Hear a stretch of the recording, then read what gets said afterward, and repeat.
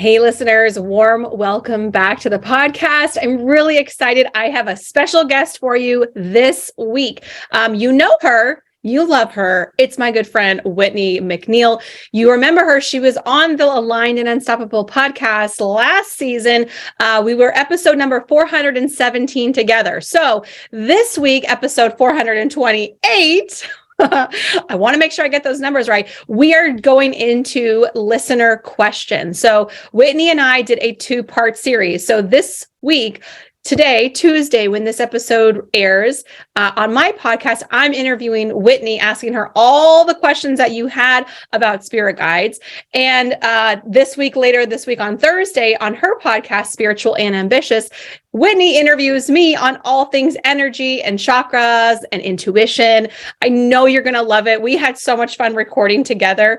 It was hysterical. So I know you're going to have so much fun listening to this one. And just so you know, this week's episode is brought to you by Intuition Week. We are bringing Intuition Week back in a couple of weeks.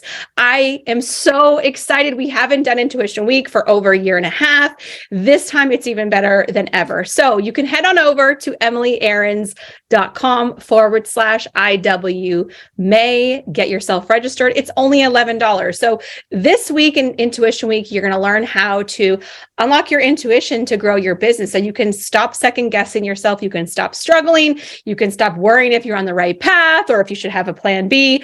That all will get discussed during Intuition Week. We kick it off Monday, May 15th. We finish Friday, the 19th. You'll be connecting with spirit guides. You'll be connecting with angels. You'll be connecting with your higher self. You will be manifesting money and getting money block clearings. It is so much fun. It is so good. Again, emilyaarons.com/IW May. Get yourself registered. Tell a friend.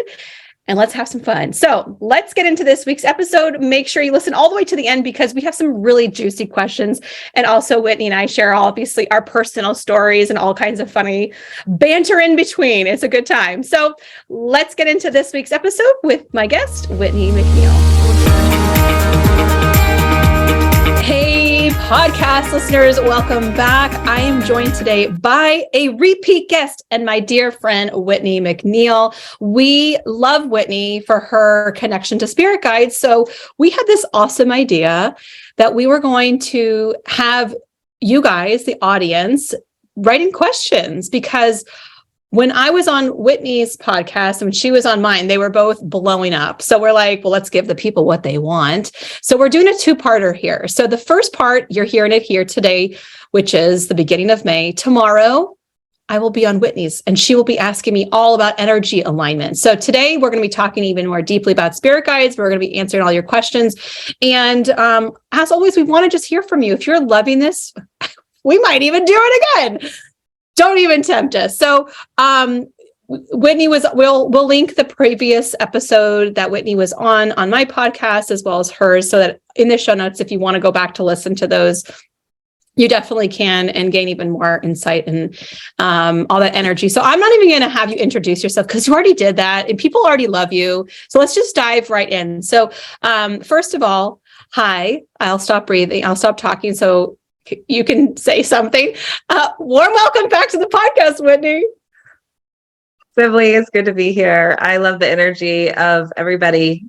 And it's so great to see that spirit guides is such a hot topic. So, oh my goodness, so many questions about energy alignment and spirit guides. Can't wait to dive in. So let's get to it. Let's do it. I love the first question from Kristen. She asked about spirit guides in your dreams. So I know for me, I sometimes have really super lucid dreams with repeated messages or like really clear. I've had phone numbers in dreams. And it's like some crazy cool stuff happens in dreams. So she's asking, how can you retain the images and messages when you wake up? Yeah. So this is a great question. And I have so many different answers. So I'll do my best to contain them all. But one of the best ways that your guides can give you the message when you feel like you haven't developed your intuition, or you feel like you're just not getting, the memo when you're in your conscious day-to-day activities, are through dreams, which can also be astral travels. And when we're astral traveling, we usually don't retain the message in our conscious mind for very long. It's like I wake up, oh my goodness, I knew I was someplace. I can just see it, I can hear it, I can feel it, but then it kind of wanes. So there's a couple things you can do. One, talk to your spirit guides before you go to bed and say, I'd really love to go on an astral visit with you and receive your messages, but please help me retain it or integrate it into my conscious awareness. But also, I'd love to give Kristen permission not to remember, because you'll remember when you need to. It's still in your energy. It's just not been integrated into your brain in the forefront. But it's like you have this card in your back pocket. And all of a sudden you're like, whoa, I know the answer. You kind of like, here's the card. Well, where did I know that? Like, where did that come from? You were on the astral travel. So that's kind of a comforting way where it's like, wait a minute, I know I actually have it. I just don't necessarily have to retain it rolling around with all the other stuff that we have in our day-to-day lives. So I remember I went on an astral travel years ago, and I came back and I thought, I knew I went somewhere, but I don't know what I really experienced. I just had an awareness that somebody was talking about celiac disease. And I was like, okay, don't remember anything about it. But then I started attracting clients that all had celiac disease. And I was like, somewhere in my energy, I must know this, because it wasn't something I was dealing with on a conscious basis. And then as I started to see more and more clients come in, I ended up becoming gluten-free, not from celiac disease, but from a different way. And so it's like I had all this knowledge and it came to me when I needed it. So I thought that was really cool. I love that. You know what? That reminds me of a couple of things. Number one, how fast our ego gets the best of us, because that thought of like, well, what if I forget it? I mean, it was supposed to be important and I'm not going to, well, that's just like your ego saying, no, you're not good enough, or it's not. I actually love what you're saying, because when we are in the dream state, it is our subconscious. And so of course are going to have that card in the back pocket somewhere, because it is our subconscious. It's not the conscious mind that's running the show, but our subconscious mind is what manifests. And so I love that you said that. And it also brought me back to an astral travel years ago where I was a shapeshifter and I was being chased. And then in my thought was, well, just shapeshift past this board. Like it was like a rock wall. And I was being like, I was cornered. It was like death was imminent. And I just heard like, well, just shapeshift. And so I shapeshifted and I got away and I was like, huh. And then I realized, kind of what I teach to entrepreneurs is shape-shifting of, going from struggling as a healer, practitioner, coach, and shape-shifting into the highest self, the version of you that is on that path, that is trusting themselves, that is confident. And I was like, oh, I think I can apply this sort of knowledge base or from this dream into this life. And I mean, I did remember, but it's like, it was a crazy experience. It does sound like a wild experience, but what a beautiful message. I love what you just said. And I think that's going to resonate with so many people listening too, of how they can shapeshift in their own lives and transform. Yeah. It's really beautiful. Astral travel is amazing, but it does really kind of throw you through this loop where it's like, what was that I just saw sometimes? But it's really good. But also what you said of like, just asking to remember too, is like, it's like the simplest things. And even when we're going to get into talking more about guides, it's like, well, what if there was a guide for that? Like there's an app for that. Like there's a guide for that. Why not just ask the guide for that? Like, oh, right. That too. I could do that. Absolutely. Yep. And so talk to your teacher guide if you're listening, and there'll be more about it. But what you said, yes. All right. So this is a fun one about spirit guides, whether it's an animal, ancestor, collective. When they express their messages in the form of numbers, feathers, coins, and other signs, do each of them have like their own signature sign that they're leaving? Where the messages are coming from, so that we can we send gratitude? Like, hey, is this the guy that comes with coins? Is this the one that comes with feathers? And if so, she's also asking like a two-parter, like, can I send a thank you note? I love that. Yes. I'm going to start with the last one first. Please say thank you to your spirit guides. That's definitely one thing that I always talk about with talking to your guides. It's like if you had an assistant or even your family, your friends, and you never express gratitude or say thank you to your people that are helping you, it just wouldn't be a great rapport. So you always want to say thank you. However, some spirit guides and loved ones definitely have like this calling card. So they'll say, hey, it's, this is what I like to send you. I like to send you feathers, or I like to send you coins. What I've noticed is that normally I've seen spirits who more show up or identify as male figures will send coins. It's not all that way, but I've noticed this in readings, and generally speaking, there'll be more of like a grandfather kind of energy that comes through. And I've also noticed joy guides will tend to send flowers, and they really like that vibrancy. And then it's very different. So what I would recommend that you do is talk to your spiritual team, your spirit guides, and say, I really love these signs. This is amazing. I would love to have a little bit more confirmation, a little bit more detail of which guide is sending this. And the beauty though too is that regardless if you know which guide or which spirit is sending you these messages, you're still getting them, which is really beautiful. Right. It's just it's like an amazing rapport. But you can always just further the conversation. Just like if I were talking to Emily and I wanted to know more about her life, or, hey, you're sending me these messages. Is this you? I know it's her because it's from her name, but you just want to really make sure, hey, is this so-and-so? And you could say, I'd love to receive a validation. So hopefully that helps answer the question. Yeah. And of course, I'm going back to a reel that I made about, but can you send a signier sign? I just need a signier sign. And I think that's also the loop that like spiritual folks like us get into, where, we got the confirmation, we got the sign, we got the direction, we pulled the card, we tested our pendulum, we got like, I don't know, all the different green lights that we could get. And then we were still like, but how do I know it came from this guide? It's like, can you just take the great message with love and gratitude and just be like, hey, whoever sent this, you're awesome. Thank you. More of this, please. And like, move on.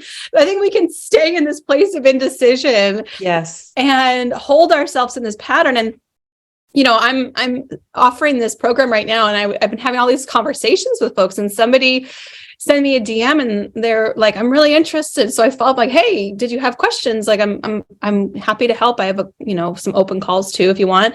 And she's like, yeah, I'm just going to surrender that hopefully something will happen. And I wrote back, I said, okay, that sounds good. You can also just say no. That's totally okay. I want you to be able to just say no too. And she came back at me saying, you're assuming that I'm making excuses, and I said, no, I'm not assuming anything. I'm just giving you permission, because a lot of people have trouble just saying no, whether they think that they're hurting my feelings or that they themselves don't know how to say no, in their life. Like, life just kind of happens. I don't know if you're a New Girl fan, but Winston doesn't make decisions, and they tease him all the time about like, when was the last time you actually made a decision? And he's like, oh, because I played basketball. No, you didn't. You were an infant and they just gave you a basketball. You didn't make a decision to play. So, I think part of this is like, there's a time to surrender to guidance. There's a time to open up to direction, and you also need to take action. And so, if you are getting signs, like, does it really matter who the guide is? Like, you got the sign, you got the confirmation, you can feel it, you can know it, and then move on. I guess I'm just kind of, I don't know what the word is. I don't want to say impatient, but I'm just like a go, go, go, go, go, like a little Energizer bunny sometimes. So like, I think that I agree. We stay too much sometimes in wanting to know the details. And then I think it kind of produces this response in us where it's like, there's always more for me to work on, and I have to, get it perfect. Yeah. Whereas, sure, we all have stuff to work on, but we don't have to get it perfect. And knowing that they're there, I think, is really the most important step. Yeah. And just inviting the conversation to, if it happens, it happens. And you can talk to your guides every day and ask them for confirmations, but I wouldn't stay on that too much. I was just having a conversation with a student inside my membership, And she was really going down that rabbit hole of signs, signs, signs, signs. And she's like, what does it all mean? And I was like, it doesn't have to mean all the things. It really doesn't. It's nice when you get a confirmation, but sometimes, a bottle of water, just a bottle of water. That's all it is. And sometimes we don't need to know the meaning of the universe, within that sign that we got. So I know you relate. I am dying because I can't, you probably get it too. People are like, oh my gosh, the currency exchange has changed. Is it a sign that I shouldn't be in your program? You're like, go, please. I love it. It's not everything is a sign. Sometimes it's just a water bottle. Put that in a quote card. So this is why I also love you, Whitney, because you're so grounded and, you can laugh at these things too and help people so much connecting with their guides. And let's be practical and also that. I love this next question from Janelle. She says, do spirit guides who work with me specifically communicate with the guides of my kids and spouse? And part 2 is, do spirit guides communicate with other spirit guides? Ooh, such a great question. I thought so too. I will try to contain the answer into a certain amount of minutes. Do you have 90? I know, right? So I just want to start with the concept of you actually have your spirit guides, and then your children, your spouse, other people in the family, they have their spirit guides as well. And what's really great is that you can ask your spirit guides to communicate with their spirit guides. And then that helps the family, that helps to get on the same page. So this is especially helpful when you're having to have a tough conversation with somebody, or you're not on the same page, like you're just in an argument, or you're trying to convey to your child something and they're not listening. So you can talk to your spirit guides and say, I really would like to help them understand XYZ of what I'm saying. And then you can say, what would be the best right next step for me in this conversation, or to have the highest and the best outcome. And the great news is that your spirit guides are ethical. So they're not going to, you can't know all the details of your, let's say, daughter's life, especially if she's an adult. But as a child, it's a little different, where you get to know a little bit more. And you can start to work with that team, which is really great. So your spirit guides normally will just talk to the spirit guides of whoever that is, because your spirit guides are assigned specifically to you, which is really great. When I realized that, I felt so much comfort in knowing, I've got a team. Wait a minute. They specialize in Whitney, Whitney's life and Whitney's business. And okay, they're dedicated just to me, which I think is really, really great. So that's my answer. I think I contained it down. I think so. You did great. And so the second part is, do they communicate with other guides? And I would say yes, because whenever I'm working with clients one-on-one, I always feel the connection of my guides talking to their guides, and then amongst themselves, then relaying the info to me to relay to my clients. Is that kind of how you feel? Oh, 100%. That's mediumship. So whenever I teach mediumship, it's my guides talking to the guides of the client. They kind of negotiate, what I can know. They come back, they give it to me, and it comes out of my mouth. And then that's mediumship. So absolutely, they talk to other guides, because sometimes people have this assumption that mediums or intuitives, psychics, whatever, will just kind of tune into your energy. They're just going to look at you and know all your life. And while some people might do that, and please don't, if you're listening, just because you have that ability, please don't just go around trying to tune into everybody. That's against the ethical. All the flashing. Yeah, don't do that. And some, by the way, I live in Sedona. I've actually had some people come up off the street and just give me a reading without my permission. And I was like, no. Can I pause you there to talk about that for a second? Because that's happened to me as well. So I want to talk about that. So first of all, me and Whitney are kind of emoting is it's completely unethical to do that. I always thought people could see through me, I was transparent. It's not ethical. So if you are somebody who has that ability, or you're training to do that, you need to ask the permission of the other person. Similarly, like if you're going into Akashic Records and you're like, well, let me go digging around my kids' stuff and my boyfriend's things. Like, no, you're going to get blocked. Most likely you're not going to see anything, but it's completely unethical and there's karma. So there's that. But if people do come up to you without your permission to give you a message, you have the right to say no, thank you. And so I had somebody come up to me at a conference. Last conference I went to, somebody was like, I've been having this thing. And she's like, I just realized you're the thing I have to share this message with. And she shared me this message. And I was like, what? Like, it was just a little weird. And I talked to a friend who was also there and she goes, did you give her your permission to give you that message and to tap into your energy? I said, no. She goes, yeah. Do you do that to people? I said, oh God, no. She goes, yeah. So consider the message invalid and void. Like that's basically, and I was like, oh, that is such a good point. And so I want to give you all permission to say no, thank you. If somebody is like, I have a message, because it's really sexy. It's really appealing. You're like, oh, someone's going to tell me something I don't know. And it's really appealing, but it's also completely unethical. So how is that for you to receive that? Oh, awful. No, yeah. Anytime I teach mediumship, I say, you ask for permission every time. So this person in Sedona that came up to me, my husband was with me. I'm going to tell you, so he's 4 years older than I am, but I've always looked older when I was younger. And he's always looked like he's 10 years younger than his age. So the person that came up started giving a message and to my husband and said, your son. Oh, Jesus. And I was like, okay, obviously you're not tuned in here, but I'll fall. No, thank you. Wow. Yeah, wow. Right? Oh my God. So much so that when he turned 40 years ago, I put on his t-shirt, I said, my wife is 4 years younger than me. And if you say that I look younger than her, she will hurt you.